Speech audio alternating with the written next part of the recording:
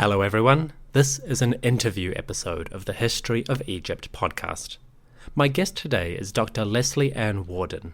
Dr. Warden is the Associate Professor of Art History and Archaeology at Roanoke College, Virginia, in the United States.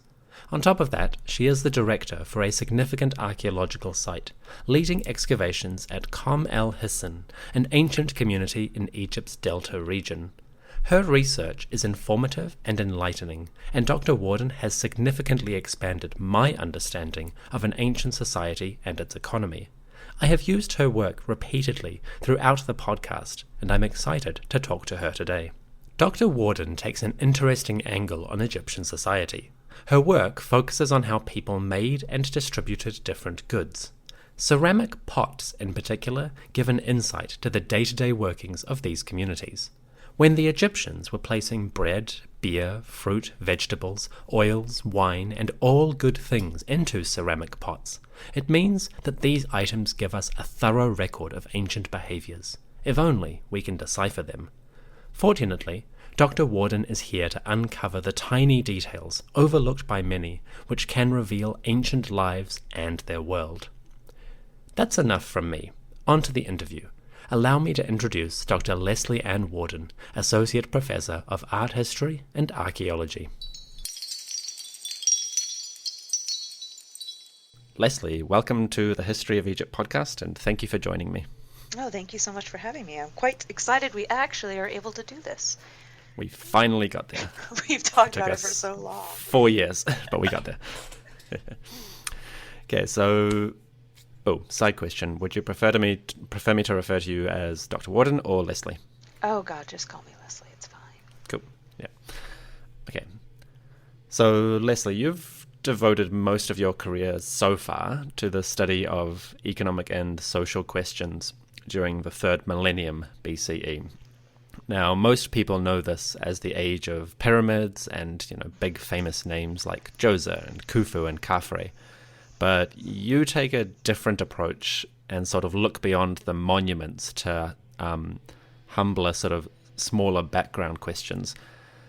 How would you describe your focus and research to those not familiar with these small-scale aspects of Old Kingdom society? Like, if you were at a cocktail party meeting new people, how would you pitch your scholarship? Oh, gosh, I normally start very spuriously, sort of ridiculously, but by saying pharaohs bore me. I mean, they're cool, they're great, there's really beautiful stuff. Yep. Sure. But I'm inherently just so interested in people's lives. I'm a people person. I just enjoy hanging out with folks, and I enjoy how people interact in social relationships. I tend to think that our lives are really interesting, and I don't see any reason why that would have been different in the past. Mm-hmm. And so that's really where I've always wanted to go. I've always wanted to understand sort of what an average, a non-royal ancient Egyptian, what their life would have been like, what it truly would have been like to be an Egyptian outside of just sort of the political and religious structures. Sure. And so that's what brought me to economy, because economy ends up tying everybody together. It ties the the royal house to the non-royals, and actually gives me a way to look at how your average person might be subverting the power of the royal house, or might be able to establish their own power by looking at economic structure. So that's sort of how I came back to that. Mm. So my pitch is that we're cool, and I promise non-royal ancient Egyptians also very interesting. Very good. So economics are a major part of every society, and let's just say human society as a concept, and whether we're aware of them or not, economic questions affect even the smallest human needs and considerations. So on a day-to-day basis, based on your research, what might the average ancient Egyptian need to meet their daily requirements, and where did those various goods like food or tools come from in an economic sense? Oh, I love that you said tools too, right? Because there's a lot of good research coming out on that. So, your average ancient Egyptian needs the same thing that every human being in the world has always needed since we started evolving, and food and shelter are really your big ones, right? And Mm. so when it comes to shelter, I work in settlements. That's where I'm really interested. So give me Mm-hmm. houses, give me people's dress, and linen becomes a major thing that I think we entirely ignore very often because it doesn't exist in the archaeological record. For the Mm. most part, there are wonderful examples that we could pull, but as a giant category of evidence, not so much. Sure. Um, and then when we turn to the food, the average ancient Egyptian is going to be eating a lot of legumes, a lot of veg, a lot of grain based food. So, bread, very dominant, probably types of gruels. And then they're going to drink a lot of beer. Mm. And that latter part I'm fascinated by. I've been doing a lot of work with beer. And so that's something that people are drinking at every level of society. You're feeding your kids Mm. it, which horrifies my students when I tell them that, like the idea that a 2-year-old's drinking beer, but the Mm. alcohol is very different. It's actually Mm. sort of something that's on my but bothering me at the moment, frankly. Oh, Um, really? yeah, well, think about it for a second. Fermentation for beer takes a couple of weeks minimum for even something that's low ABV. If you go into a modern brewery, they they do their malt, they do all of their process, and then it has to sit aside for the yeasts to consume the sugars, and yeasts poop out alcohols, and then that's how Mm-hmm. Okay. fermentation happens, right? Alcohol and CO2. Mm. The ancient Egyptians are working in pottery vessels. Mm. They're not leaving it there for a couple of weeks. How fermented is this thing? Or are we just talking Mm. about a malt beverage? And we've been treating it as if it's alcoholic for pretty much the most of Egyptian scholarship. I'm Mm. wondering, and we'll be dealing with this through experimental work in March, how alcoholic it is. And I'm sorry, I'm going so off on a tangent, Dominic. I No, please do. apologize. We're happy with tangents here. So my tangent is alcohol, and I Mm. don't think I really truly don't. I'm beginning to wonder if it was alcoholic or not, and if we just Mm. drank something malty. My students recreated ancient Egyptian beer, and it was disgusting. Oh my God! And I don't know who I should blame it on, the ancient Egyptians or the undergraduates of Roanoke College. Maybe it's a cosmic mix of the two, but it was so disgusting that even I, who will drink, I will do much of anything. I'm a pretty trepidatious sort of woman. Like, I will do things, but at the end of it, I'm like, guys, you do not have to drink this. Let's all look at it. Let's smell it. Let's observe it. Let's look at its color. But it just, the conditions are way not perfect. I understand that it's not a one-to-one experiment, but it's not a stable beverage.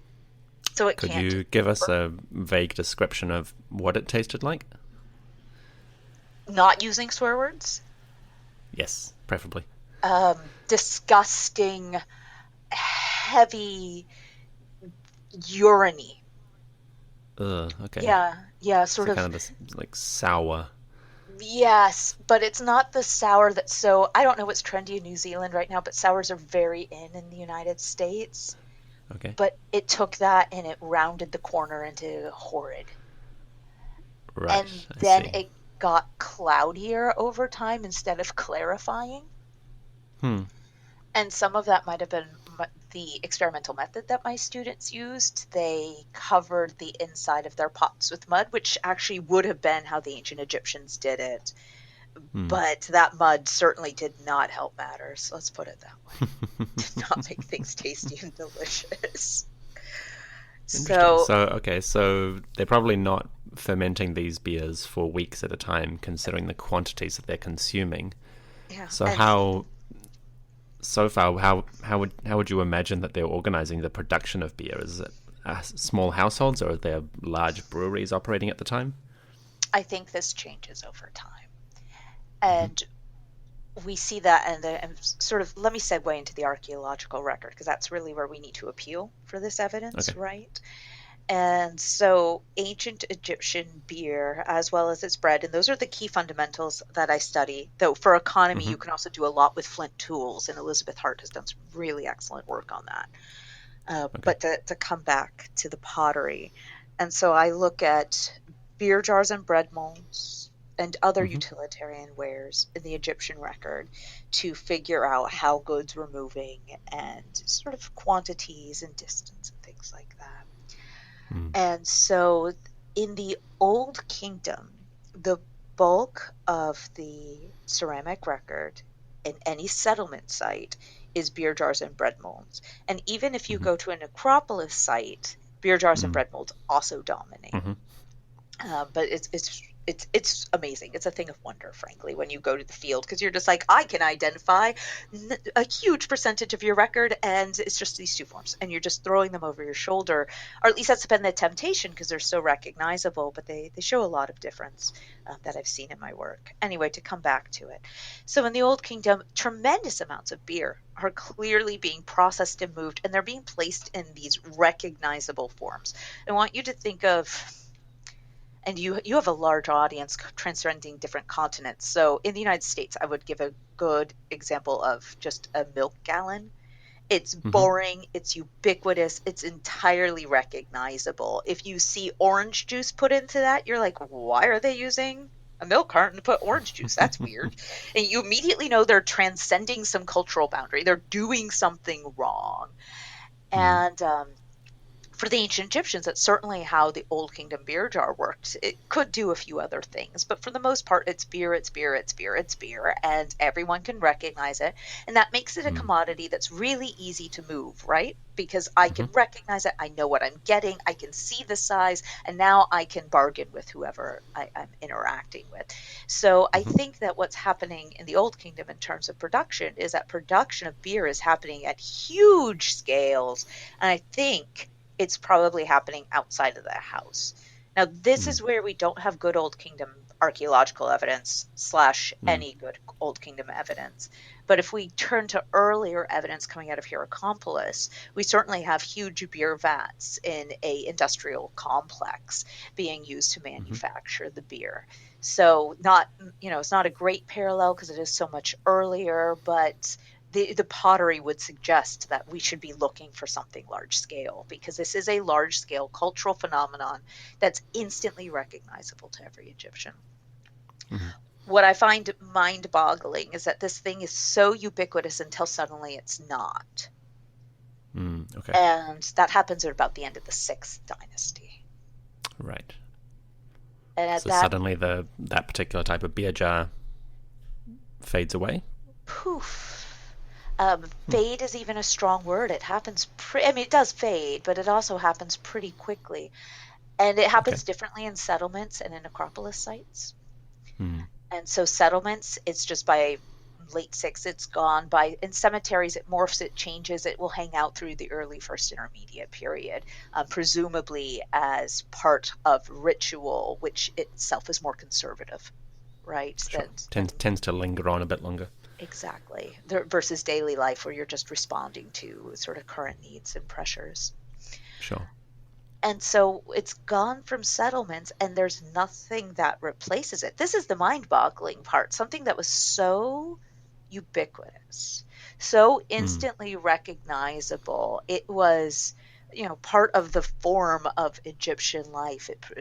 It's a standard type that becomes a way that the Egyptians are thinking materially. Hmm. And to have it gone and to have it replaced by nothing else means that the Hmm. Egyptians are no longer thinking of beer in the same way. Right. Now, it doesn't mean they're not drinking So beer. sure. So I guess this is a difficult question to answer without more settlement evidence. Hmm. But do you suspect that production is shrinking, or is it just that they're transporting it differently, or they're organizing it differently? Can I say all of the above? Yeah, Though, fair enough. though I don't actually. Instead of saying production is shrinking, shall we say production is shifting? I Sure. think the scale of production, people are still producing it probably in the same amounts, are probably consuming beer just as much as they always have. And we know it continues to be an important part of the ritual life of ancient Egyptians, just a la tool.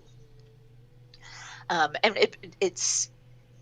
it will reappear, it appears in text, we know they're drinking it. But Mm. I think what's happening is the production of it shifts to the house, or at least Okay. to smaller scale production areas. So a place is producing less, but your average person perhaps is consuming the same amount. That I'm hazy on, Okay. because So I don't maybe have an instead ancient of Egyptian to talk to. right. So maybe instead of like a big factory producing 100 jars, you have 20 houses each producing 2 or 3 jars, kind of Perhaps. thing. Yeah, Okay. perhaps it's producing for Yeah. their need or for the need of their Plen- extended community. Plenty of asterisks of these are all preliminary Exactly. ideas. Further research is needed. Exactly. And it's almost entirely based on the ceramic record, because it's we do not have a lot of industrial areas for these sites. And I'm generally looking at the old through the Middle Kingdom, and Sure. there's so much evidence that we don't have. So, speaking of, say, the end of the Sixth Dynasty and the possible shifting of production scales or away from large factories to households, with caveats, that sort of ties into my next question, which is that traditionally, many Egyptologists, especially those coming out of the European and English tradition, have tended to see ancient Egyptian economies as a sort of royal monopoly situation, with the crown or royal household supposedly dominating huge sectors of the social economy. But your research, past and present, has shown some very different realities when we actually dig into the soil, literally digging in. Based on your work so far, what kinds of relationships do we actually see in the archaeological record? How do Egyptian craft workers relate to one another? How do they organize themselves? And how does the evidence actually show this? Okay. So I'm going to break this into two parts. I'm going to break this Go for it. into the movement of beer and bread, and how that sort of worked in a village economy setting or a bartering economy setting. And then that craftsman Mm-hmm. point is actually slightly different, right? And Okay, so the good. production of the organization of craft labor and potters particularly becomes a separate issue. So I'm going to break it up if you don't Sure. mind.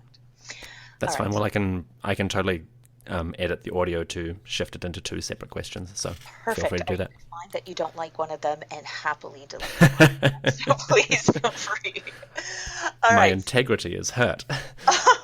No, this is your podcast, dude. I mean, don't make me say what I'm not saying, but if you decide that a Fair certain enough. flow is necessary, you decide if a certain flow is necessary. Fair enough. But if I find out that you made me say that ancient aliens did it, we're going to have a conversation, you and You got me. My entire shtick here is to make people do that. And the I. best part is you just volunteered that information yourself, so I can just do some crafty editing.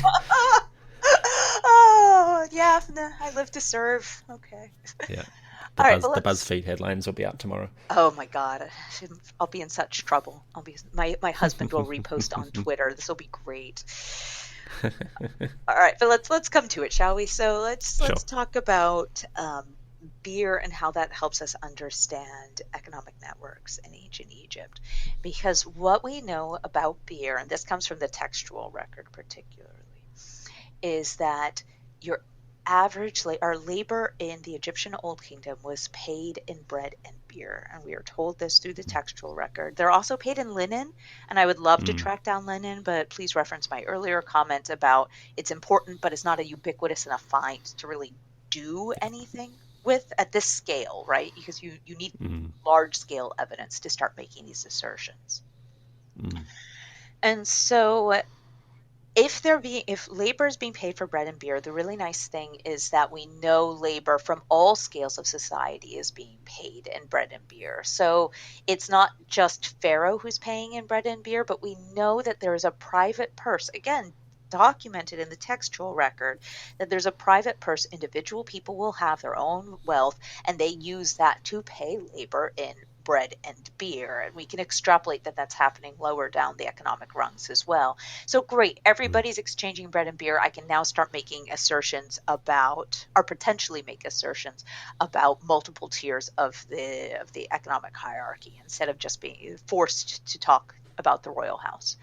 And that's Mm-hmm. why let me step back. The reason we've always thought, or as you point out, really the European tradition, which spans into the United States and branches out there too, has embraced this idea of the royal house dictating the economy, is that text will often tell you royal house dictates the economy Mm-hmm. because the text that we have comes from the royal house. It's kind of, if you analyze sources, it becomes a self-defeating prospect. You know that you're looking at only a limited number of sources. They tell you a limited number of things. We can't say anything bigger. To assume that what they don't talk about doesn't exist is a fallacy. Mm-hmm. And so turning to the archaeological record, so the archaeological record contains a vast amount of beer jars and bread molds, and we know that bread and beer are being paid for labor across Egypt and across social classes. So now this becomes an archaeological question because I can actually trace that commodity that the texts tell me is being used for this payment of labor that they tell me is key for the economy. So this is great. And now I can talk quantitatively. Mm-hmm.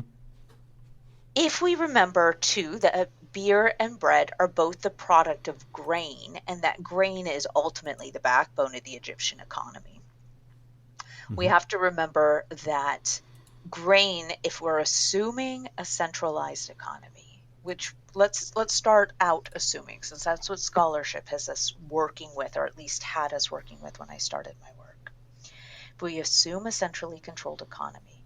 We assume that Pharaoh king at this time, that the king is able to actually properly control the grain that has been grown throughout Egypt, Mm-hmm. and that he is able to control its manufacture into beer and its distribution, because he would need to control economic exchange, which means he'd have to control all of those steps.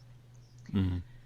So if we look at the volume of beer jars and bread molds, we're essentially looking at then value, if you will. A larger beer jar has greater value. If you think of what value really is, ultimately it's kilocalories. It's the ability to Mm-hmm. drink something and survive. It's that basic need for food and shelter. So Mm-hmm. a larger jar has more kcals, it has more food for you, it is inherently more valuable. And the same is true of bread molds. And so as a result, what I ended up doing is looking at the volumes of beer jars and bread molds with the understanding that if we're looking at a centralized economy that is being controlled entirely by the top down, what we should expect to find is that beer jars and bread molds are specifically scaled and are standardized across the country. Pharaoh would have to do that because he has to be able to control the commodity as it's being distributed, because there's really only X amount of grain. And so we would have to be able to control those processes. So I'm going to be using volume as a proxy for them. Mm-hmm. And when I first started, this required that I draw the figures for volumes of beer jars and bread molds from sites across the country and assemble them and figure out what's called the coefficient of variation, which tells you how close to or far away from standardized an object is. And you can use this Mm-hmm. for a lot of different measures of standardization. Are you looking at mass? Are you looking at weight? But in this case, I'm looking at volume. And as I ran those numbers, what became really clear was that there is no standardization of volume. There's no control or restriction of or major restriction of volume at any point in Old Kingdom history. So there's no baseline beer jar that No, is consistent. no, there's no Yeah. consistency in the record. So it'd be like walking into your nearest convenience store and instead of seeing your standard what? pint of beer Bottle bottled or of Coke or whatever it is. something. Yeah, your bottle of Coke or your bottle of beer. Suddenly you walk in and they're just all ranging. Mm. And the value ranges as well. And there's a lot of other things I'm not able to measure: recipe, Mm-hmm. right? Producer. And so that adds additional variability to this scene. And so the idea, which had been floated out there, that vessels were standardized because they were used as a standard wage. And it was like, you're getting paid one beer jar, here's one beer jar. No arguing. You would just accept that you are getting the right thing, the correct thing, the standard thing, Mm-hmm. immediately has to be turned on its head. There's no Mm. way you're going to walk up as your average ancient Egyptian and be handed a small beer jar while the guy next to you is handed a big beer jar, and a conversation won't happen at the very minimum. We're not talking about robots who are serving under a pharaoh and are like, you know, um, thank you for whatever you did for me. I'm just going to accept it unquestionably. Mm. And it's not like Pharaoh could actually control production in that framework. So let Sure. me let me come back, because I'm not sure I expressed that very well. What's happening now is that we're seeing tremendous variability in the record, and it's variability in beer jars and in bread molds, so both of our basic commodities, that Mm. by extension shows that the state is not controlling their distribution or movement.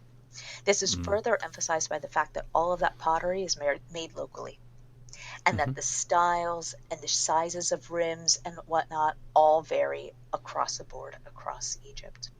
What I Mm-hmm. also found interesting is that the standardization never ever occurred. It didn't occur by period. It didn't occur by place. I could break it down in some cases, such as West Sahara with Tojazuska's work. And even there, it didn't even break down by specific type in sub-rain. Like, she's gotten down really fine dividing, and it just never standardizes. So no local overseer, no head Yeah. potter that we can see ever managed to get all of their workers producing the same pot repeatedly. Exactly. And I'm glad you brought up no local organization, because really that would have been the second tier hypothesis, right? The first Mm. is that the state is controlling the whole economy, and therefore we should look for standardization because you have to control the movement of a limited good. Mm.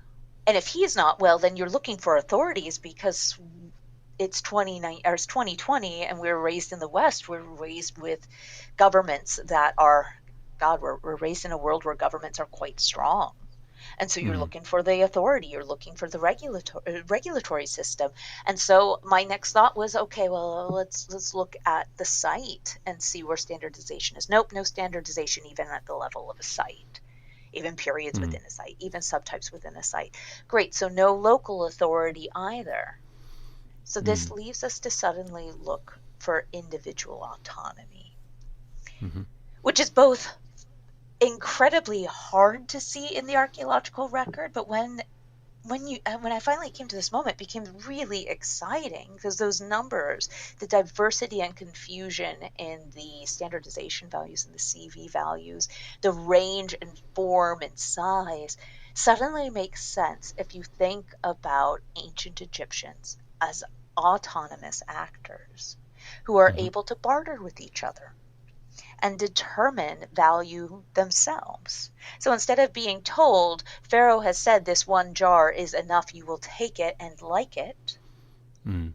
we open up the possibility. And again, I haven't met an ancient Egyptian yet, so I can't tell you that this is a guarantee, but we open up the possibility, at least, for an ancient Egyptian to have had their own agency, to Mm. say, you know what, no, no, or to have developed relationships with specific potters Mm-hmm.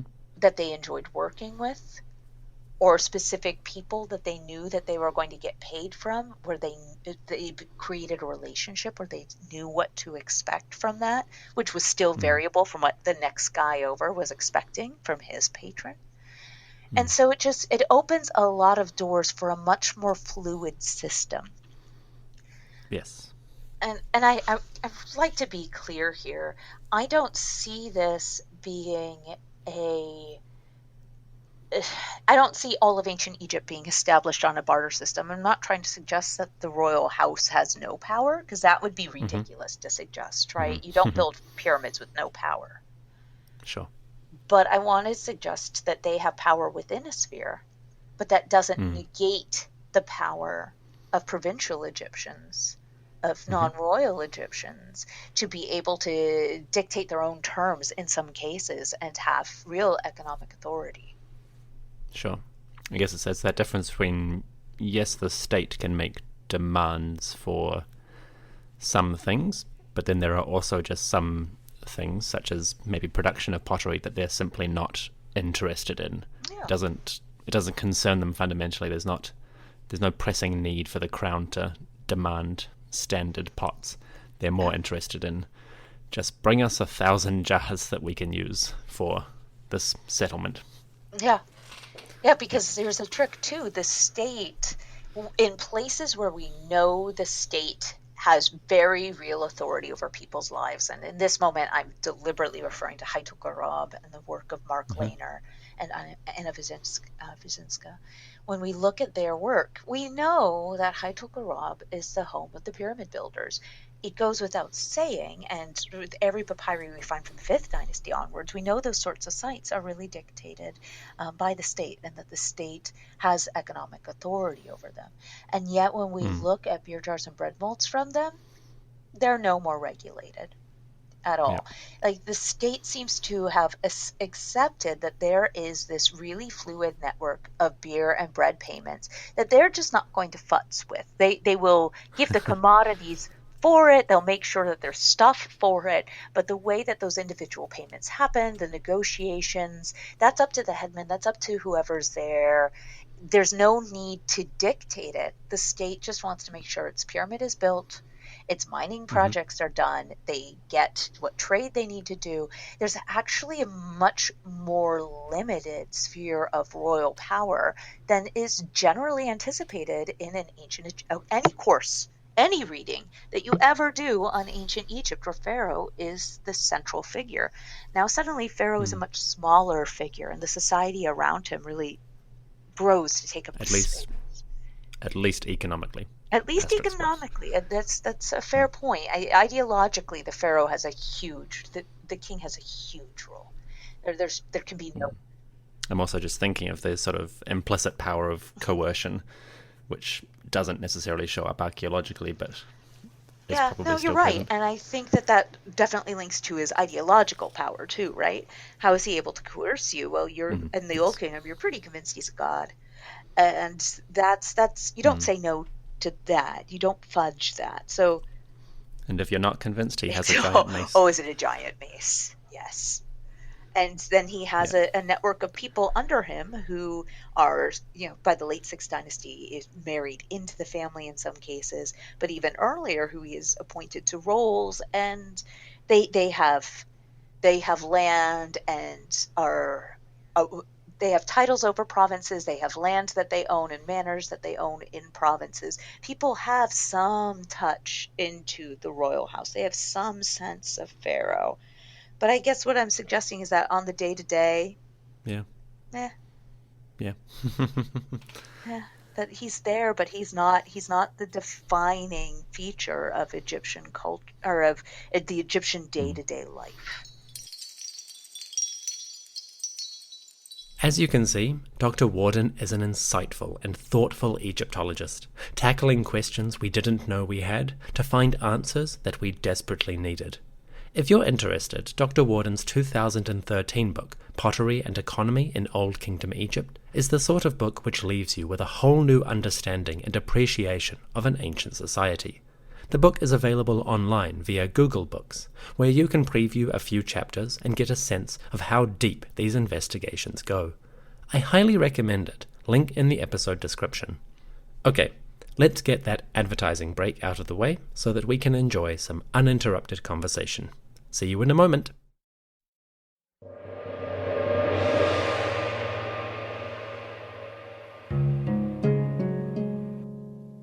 And now, back to our discussion with Leslie Ann Warden on topics of economic interest, specifically how the ancients approached the distribution and production of various goods, and what these things mean for our understanding of their society.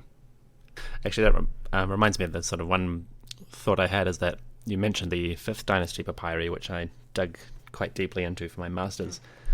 And it occurs to me that the main, let's say, terminology that they do seem to be interested in for assessing things is not so much volume but quality.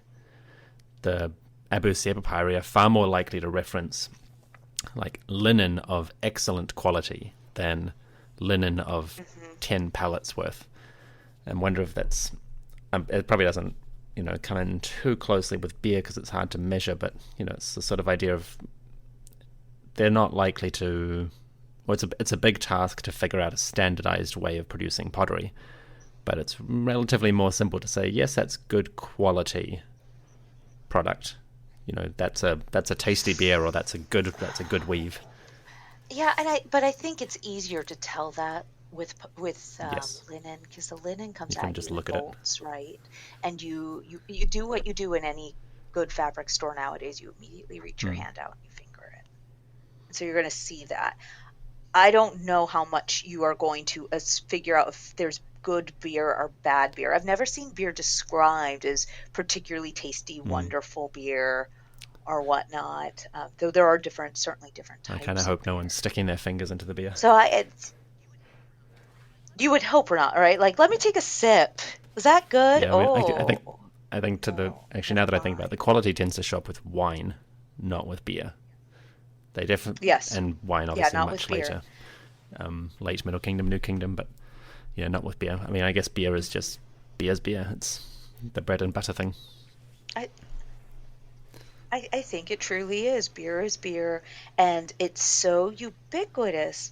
This is a moment where I think we just need to step back and think about just the people behind this. Think about the ancient Egyptians as folk, and think about how much manpower is required to do this, right?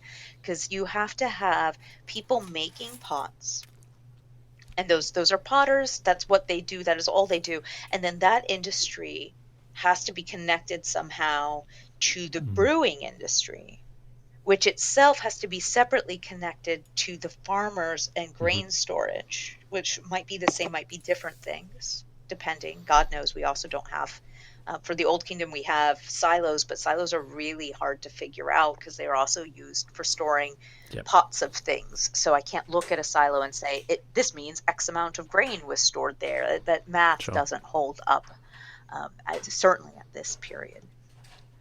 And so now we have the potters, we have the brewers, and we have the farmers or storers, we have the bakers probably nearby. So we have 3 or 4 industries that are really intimately tied together to feed a population that's roughly, in the Old Kingdom, estimates tend to be somewhere around 2 million people. So for people listening from America, that's the state of West Virginia, where I used to teach. I always like to tell my students that your whole state, that is how many ancient Egyptians existed. And so it means that most people there's going to be a tremendous number of people involved in these industries, and there's going to be a lot of movement of goods, and there's going to be a lot of points to measure and mismeasure. There's going to be accounts that can be taken that are going to be probably within that one industry, so being kept by one node of it, but not necessarily transferred to the other. There's going to be waste at every single one of these stages. There's going to be apprentices working under them, children almost certainly running in and out, doing odd tasks. Deep, tight control. It's not that it can't be done. I just don't think the Old Kingdom state was invested in it because they didn't have to. Sure. And so it's going to run without them having to worry too much about that. And they can put their focus on organizing other things like, again, expeditions, pyramid building, etc. Okay, so what first drew you to ancient Egypt as a personal interest, and then what convinced you to dive into it as a career?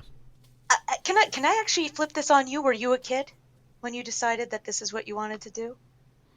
I was a kid when I got interested in it, but I But by the time I became an undergrad, I thought I wanted to be a filmmaker, Oh, and then okay. I pivoted to ancient history when I realized it was just a bit more to me, to my talents. Sure. Yeah, Sure. So it came back to the fold, if you will.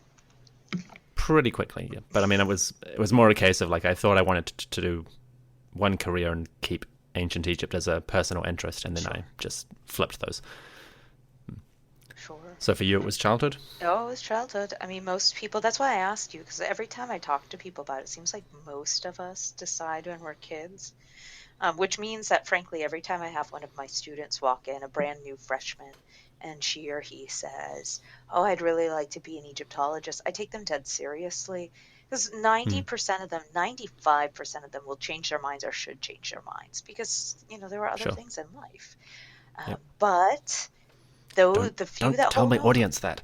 there are My audience. my This audience is is not the allowed to best. know there's other stuff. There's not other stuff. This is the best thing ever. Follow Dominic's podcast. Download every single one. Be an Thank you. Egyptologist. You're Don't welcome. tell them about the outside world. Gosh. There's no outside world. We're a cult, and Yeah. therefore there's no outside world. No, I mean, Okay. there are the ones who survive, and I see this sort of in the classroom, the ones who get through 4 years and really decide to go on. They knew when they were kids, for the most part. Hmm. And but very few sort of are able to get all the way through.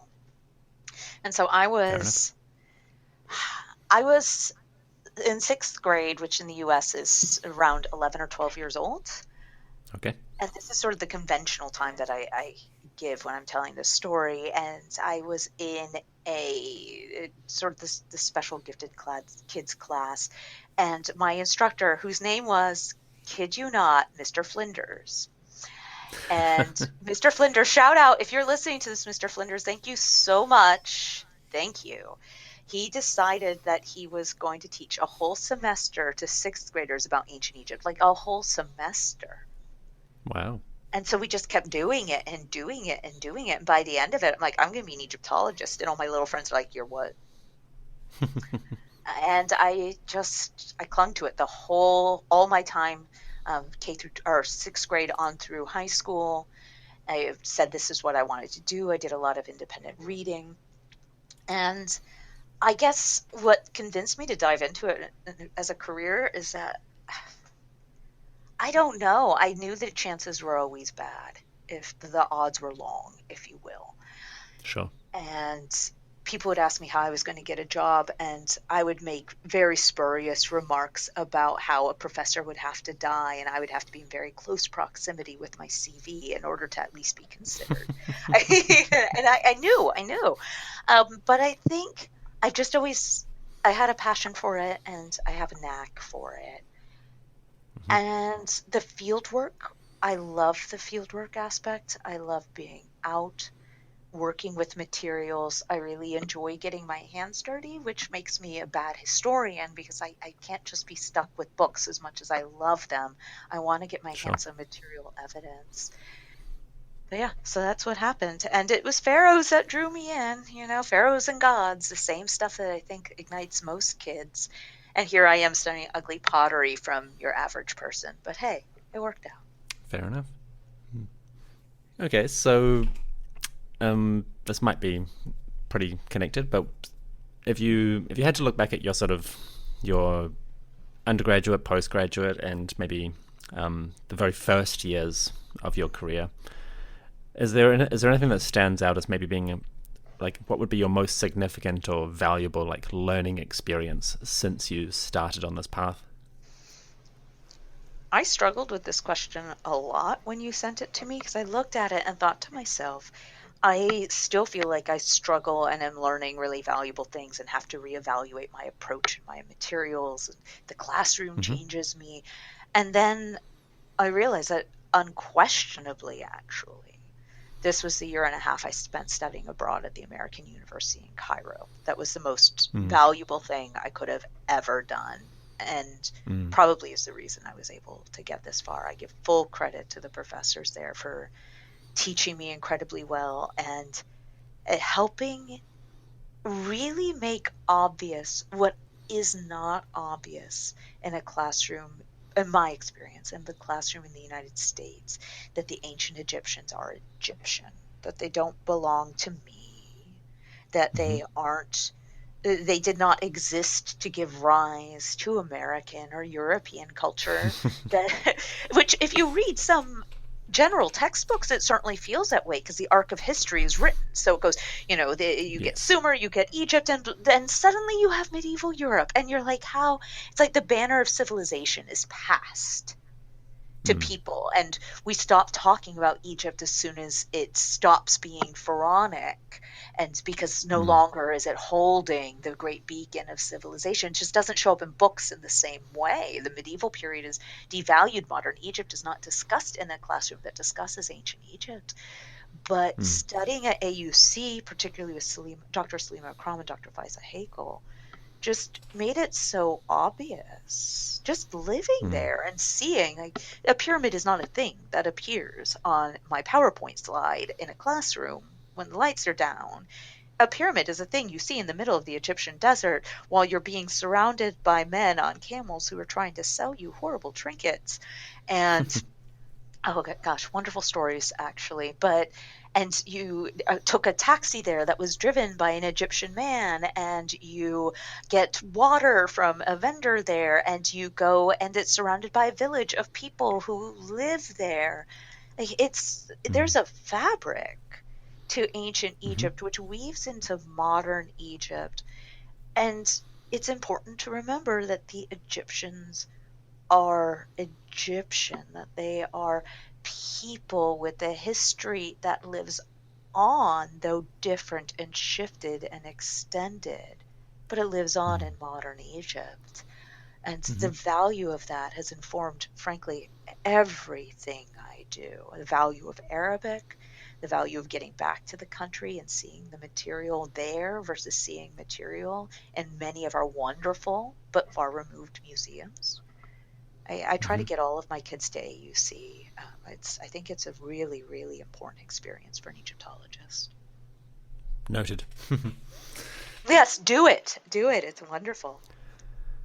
So, one final last question, which might be a really difficult one to conceptualize or imagine, but Leslie, if you could answer one single question definitively, 100% confidence in the accuracy of it, about ancient Egyptian society or history, what question would you answer? Wow, you're not asking small questions today, are you? You're just going for it. Uh, Everything's bigger in Egypt. that is a truth. Whew. If I only got one, Just one. just one, I think, oh Lord, why don't we try right now? And I reserve the right to change my mind to think in 15 minutes. But right Fair enough. now, let's say the organization of ceramic production. Okay. I In want what to know sense? exactly how it's not, and I'm not talking like, did the potters make things on the wheel and when was the wheel developed? Not unimportant questions, but questions that are much smaller.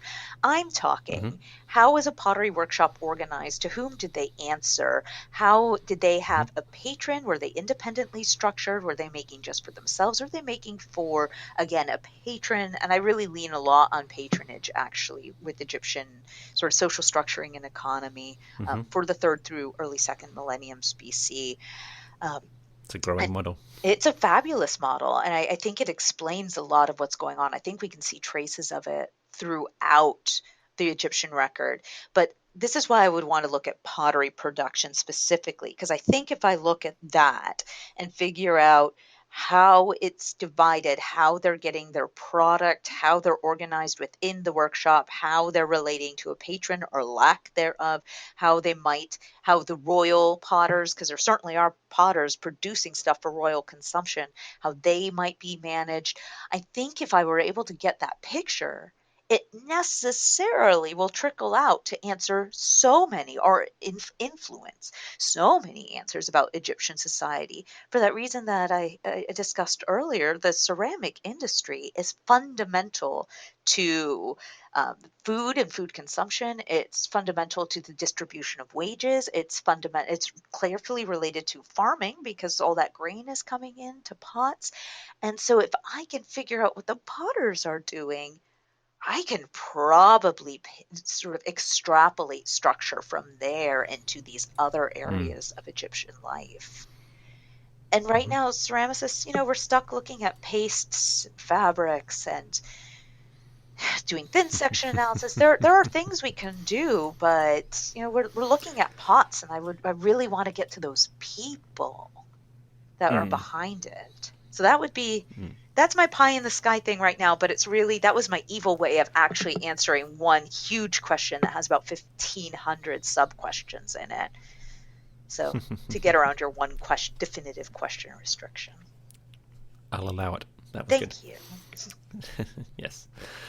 So that brings me to the end of my questions. So thank you very much, Leslie, for joining me on the show and talking about all kinds of things within the Old Kingdom economy. It was really interesting, and I think we got a lot of good material there. Oh, wonderful. I'm glad to hear it. It's been a delight, so thank you for having me on. My deepest thanks to Leslie for joining me for this discussion. We tried for years to set this interview up, but professional and personal things got in the way, and we had to keep postponing it. But finally, the magic day arrived, and we could sit down to discuss the ancient Egyptian world. I'm looking forward to having Dr. Warden back on the show to share some of her future research and insights into the ancient Egyptian society. For now, it's time to say farewell. My thanks for your patience during this short narrative break, while I prepare the next batch of content on Akhenaten and the last phase of his reign. For now, may the gods bless you and your family and ensure all of your endeavors meet with great success. That's it from me. I'll see you very soon. Take care.